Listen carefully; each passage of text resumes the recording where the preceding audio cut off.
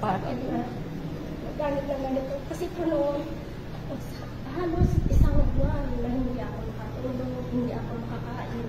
Ang sakit po ng ulo ko, sa inos ko, acidic po. Suka po ako ng suka. Tapos sabi, i-share ko kayo, sabi niya, subukan mo itong sunglass ko. Isinuot ko po itong sunglass ni Jer. Sabi ko, Jer, ayaw ko nang tanggalin. Kasi ang ganda. Nakiusap po ako kay Jer na, Jer, kung pwede, bilhin ko na ito. Pero, ito tips ko kasi wala po ako pangkas. Sabi ko, sa kagandahan ng loob ni Jer, sige, ano po sabi niya. Pero po, ang tagal po na hindi ko po nakayaran. Tapos, nung sinuot ko na po ito, 1 week, sabi ko, bakit wala ka? Sabi ko, kasi itong isang mata ko, madam, hindi po makakita. Bigla ko na hindi makakita. Makiato ako ng bagyo. Nagpakit ako sa studio. Sabi ko ng doktor na mag-agaw po yung isang mata ko. Sabi niya, babalik ka. Sabi niya, kailangan kitang ikumpay. Nagdalawang isip ako. Sabi ko, pag ikukumpay na ako, baka lalo naman ako. Kasi nininervous ako. Inervous sila. Hininervous na ako. Sabi ko, di bumaba ako. Sabi ko, ante, sabi ni Pastor, sabi ko, tulungan mo ako kasi pinapabalik ko ako sa bagyo.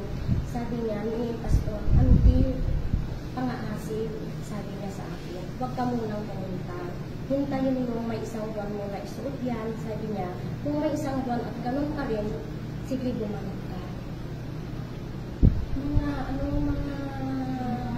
Mag 3 weeks, ginawin ko po itong isang mata ko.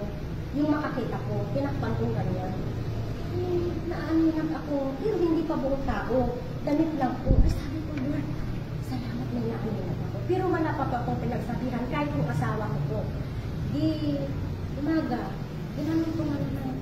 Ay, nakakita na ako ng mga litra-litra.